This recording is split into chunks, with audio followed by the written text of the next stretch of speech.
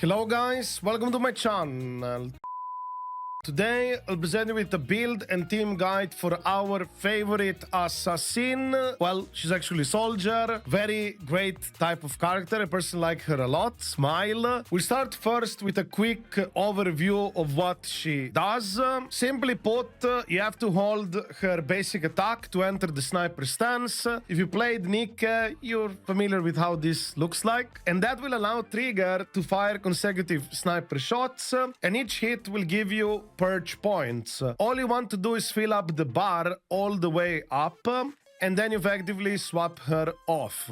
And then when she's off field, she will still be able to do aftershock attacks, basically off-field attacks, whenever your allies will perform certain actions. She actually has two ways of shooting at enemies off field. One is basic attack harmonizing shot, and the other one is basic attack harmonizing shot Tartarus. The Tartarus variation is stronger. However, to perform Tartarus, for example, your characters have to either do a heavy attack from X special attack, assist follow-up, or ultimate. If you do use other things such as basic attack, dodge counter, special attack, dash attack, or quick assist, then she'll activate her regular aftershock attack, which naturally does less damage compared to the other variation. Trigger also has capabilities to be able to use her off-field attacks without consuming any purge whenever you get to use her X special attack or ultimate.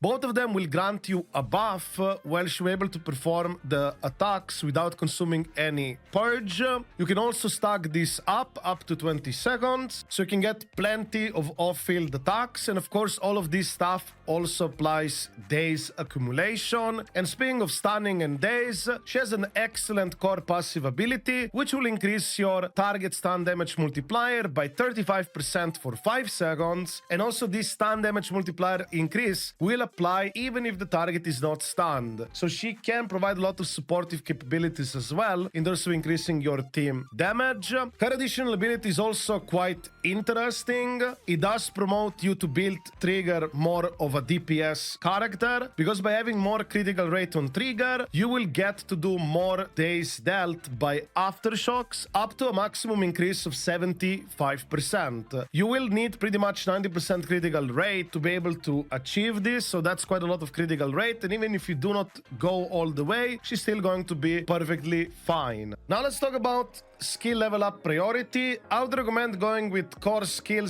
/ basic attack first, followed into skill attack / chain attack, followed by assist into dodge. It's very important that you get all of her damaging stuff up. I don't think you really need the dodge at all, but it is something you can level up if you want to do so. Now let's talk about main stats. But before I talk about main stats, I would like to let you know that a lot of you guys who watch me are not subscribed. If you'd like to support this small channel, feel free to subscribe. It's completely free of charge. Smile. And now let's continue with the video. So for main stats, it's going to be drive disc 4 critical rate. Just like I already mentioned, her additional ability effectively promotes you to build fully into crit rate. Drive disc 5 electric damage. Potentially pen ratio could also work depending on your team compositions. However, do note that pen ratio and defense shred does not stack that well at all, doesn't really go well together with each other. And lastly, drive disc 6 impact. She's a stunner character. You want to be able to stun as quickly as possible. As for the substats, it's going to be critical rate into critical damage, attack percentage, and lastly you can have flat pen / flat attack. Flat pen, I guess, will be more valuable if you have pen ratio drive disc 5 / teammates that buff pen ratio stuff to begin with, something like Rina. If you don't have that, then I wouldn't worry that much about it. As for drive disc options, they're very straightforward. You can go with Shockstar Disco 4-piece set. Do note that this will work with Trigger exceptionally well, because her basic attacks, her aftershocks that is, are also considered as basic attacks. So you'll be able to get this 25% days increase to the target. So this is pretty good stuff. If you want to have more damage-oriented trigger, you could go with Shadow Harmony, which will increase her attack, critical damage, and aftershock damage. But do remember that the additional passive, the crit rate conversion thing, effectively, it increases the days dealt by aftershocks. So that means that ultimate, X skill, and all that stuff will not be affected by it. So if you just want to stun faster and more, Shockstar Disco is still the way to go. But you want to have more personal damage on her, you could still go with Shadow Harmony if you want. As for 2-piece options, Woodpecker Electro, an excellent choice, 8% critical rate. This will help you reach 90% critical rate, or at least as close as possible to it. However, if you already have 90% critical rate somehow without using Woodpecker Electro double piece, then you could use something else for damage, such as Shadow Harmony for a bit more aftershock damage, or Branch and Blade Song for critical damage. You could also use something that increases your attack boost as well if you desire to do so. Something like Hormone Punk double piece. It's completely up to you, but generally I believe most of us will use double piece Woodpecker Electro because we're not gonna be reaching 90% critical rate as easily. And also do remember that the only way to get critical rate for Trigger is from her gear / set bonuses and V engine. You're not getting crit rate from her core skill level up, so it's not necessarily as easy to come by, but it also depends on your luck on the rolls, I guess. Now let's go over V engine options. We'll first talk about her signature V engine. Of course, it's best in slot.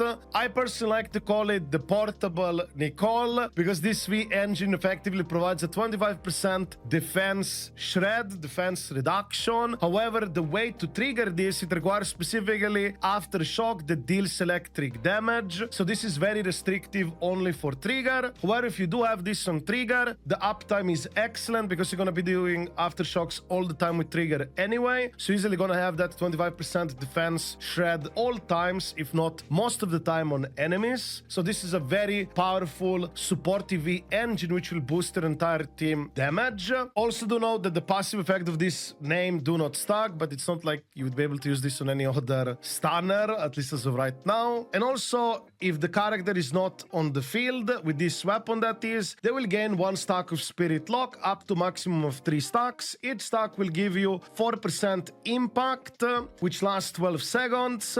The stacks duration are counted separately, and when you have full stacks, you will get an additional 8%. So effectively, you will have 20% impact buff from this V engine as well. And don't forget that this V engine, of course, also provides much needed critical rate for trigger. So you will get more critical rate from this V engine if you use it, that is, which does make it easier to build her. But even if you do not have her signature V engine, you fortunately do have other options you can use, such as Restrained. This V engine is also pretty good for trigger. It provides impact advanced stat, unfortunately not critical rate. However, the passive itself will increase basic attack, damage, and days. And do remember that her aftershock count as a basic attack. That's why this V engine will synergize quite well with her, and you can usually use something like this. There are also other S-rank options, but they're not exactly free to play. If you happen to have Ice Jade Teapot already in your account, this is something you could, of course, use.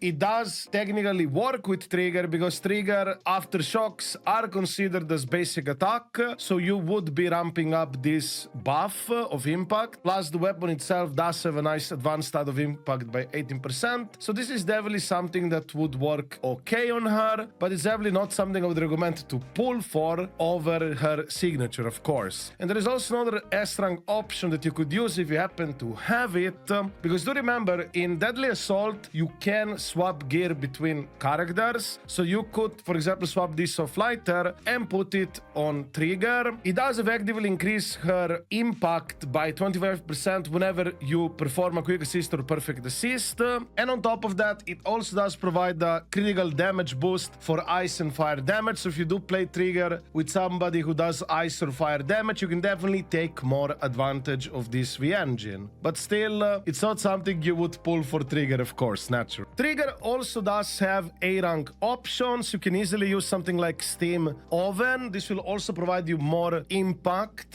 So this is something you can use. You can also try it with Fossilized Core.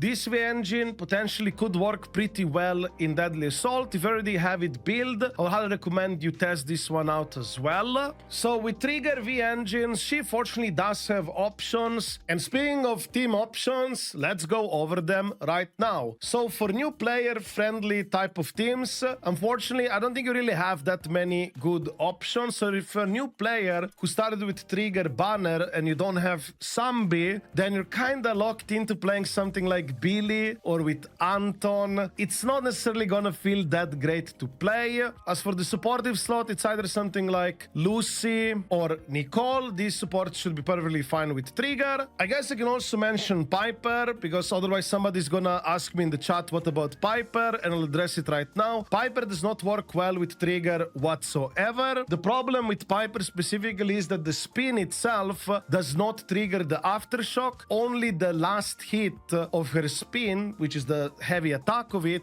would. That's why you're not gonna get that much aftershocks out of this one, and I don't think Piper Lucy Trigger is a thing that I would recommend to play at all. This is pretty much the extent of newer player-friendly teams. Now let's talk about premium teams. Of course, best in slot is going to be Silver Soldier Ambi. Well, now she's Soldier Zero Ambi. I always get the name wrong. Well, whatever. Anyways, Zombie plus Trigger is gonna be pretty much one of the best Trigger teams. They synergize really well with each other. As for the supportive option within Trigger Zombie team, it's either Caesar or Astra Yao. Caesar was very impactful for Zombie, especially before they fixed her bugs, because she was very clunky to play and you could get interrupted in between certain type of attacks. Fortunately, that stuff is getting fixed, so you'll be easily able to play with something like Astra Yao or another kind of supporter with Zombie Trigger and have a relatively good time. Of course, you can also replace Astra or Caesar with something like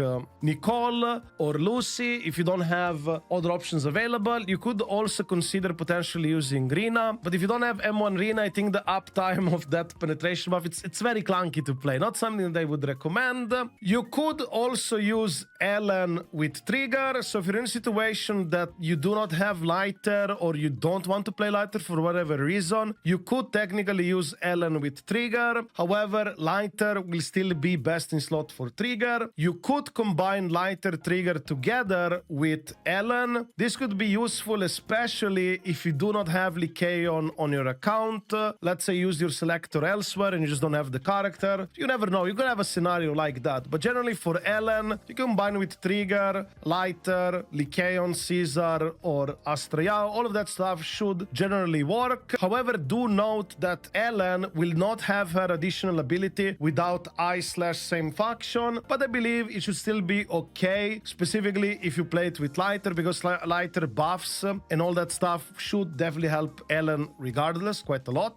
You can also play Trigger with Yanagi. So Yanagi, Trigger with something like Astra Yao, Caesar, Rina potentially could also work once again if you have M1, and Nicole, she's really good as well. You can also play Trigger with Evelyn, and then you pair it up with something like Astra Yao. However, do know that for Evelyn, much similar to Ellen's situation, she will heavily benefit from Lighter instead. So if you want to make your Evelyn stronger, Lighter is the way to go, but if you do not want to get Lighter, you could consider getting Trigger instead. But also Trigger, how much he provides for this team will also heavily depend whether you have the signature V engine on Trigger. Also do know that weakness resistance is a thing, and you have plenty of enemies that are resistant and weak to fire, electric, vice versa. So you could be in some weird awkward situations if you're using Evelyn with Trigger, just as a heads up. Overall with Trigger teams, she can be quite splashable in all kinds of teams. Of course, it can get more enhanced with signature, but even if you do not have the signature V engine, she should still be okay, because right now we have the core of Astra plus Nicole being very popular, but technically you could also play Astra with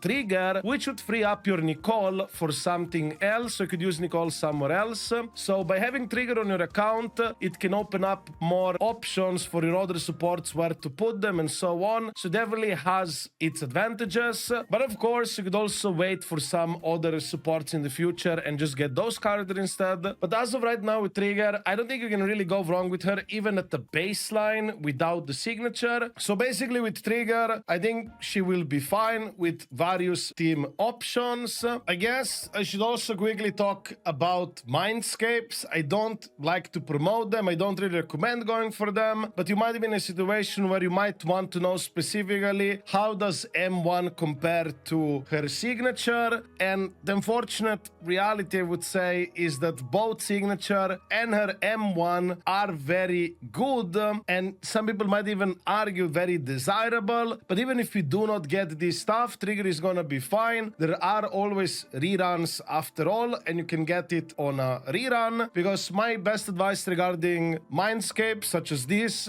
is like, by the time of a rerun, you'll know if you still like to play this character or not. And if you do, then it, my opinion, would make more sense to get the dupe, because you can hear plenty of stories of people who pulled dupes right away, then they dropped the character later down the line and they totally regretted it. However, if you do compare this M1 with the signature, you could argue that the signature V engine is cheaper to get.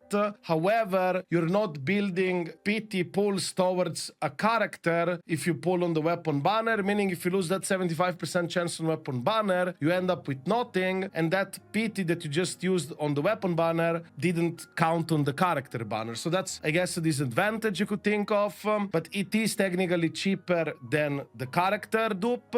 Also, with the weapon itself, it can be interchangeable, so if there's any other characters in the future, very unlikely, that would have aftershock electric damage, you could take advantage of this. And of course, it would also have to be a stun unit, but there's always a possibility. That's something that you'll have to decide for yourself. As for the rest of the dupes, I'll just go quickly over them. Feel free to pause it if you want to read it, because like I said, I don't really like to promote this stuff, and I don't think it's necessary at all, at least this point in time, that you have to get dupes for these characters. Perhaps over time, as the game gets much harder and you still want to keep playing the older characters, this might be something that will become more of a necessity, but right now that is not the case whatsoever. So with this stuff out of the way, let's lastly talk about Bangboos. Unfortunately, we did not get any Obol Squad Bangboo. It's very likely that we will get it in the near future. It doesn't necessarily mean it's gonna work well for Trigger / Silver Soldier Ambi, but as of right now, I will highly recommend to use something like Snap. This is one of my favorite Bangboos. This Bangboo does provide a lot of This Bangboo does provide a nice damage boost for your characters, very easy to achieve it. Plus, you do not really need additional ability to get the damage buff. So even if you don't play double Stars of Lyra, it doesn't matter, because additional buff, it's effectively just a heal. What matters is the active skill, which provides this buff. It's pretty cool. I personally even went with 5 dupes for this one, because it's just that nice. If you do not have Snap and you play something like Sambi plus Trigger together, you can easily use something like Plug Boom. This will help you with electric anomaly build up and damage overall. It's an okay option. But overall with Bangboos, the additional abilities, I wouldn't stress that much about getting them. So even if you don't play double electric team with Trigger, you could still use something like Plug Boom, because the additional abilities itself, it only effectively boosts the Bangboo chain attack, and the chain attack of Bangboos is generally something you don't really want to use, so it's kind of whatever. Of course, some Bangboos might have some more meaningful additional ability, such as Agent Gulliver, but a lot of them generally don't have, so I wouldn't really worry too much about it. So yeah, that's pretty much it for this video. If you have any questions or would like to add anything yourself, feel free to write it within the comments down below. If you like this video, don't forget to give it a like, all that stuff, smile. I also do stream every single day on Twitch/YouTube if you would like to drop by and yap with me. So yeah, that's about it. I wish you a wonderful day and see you in the next video. Ciao!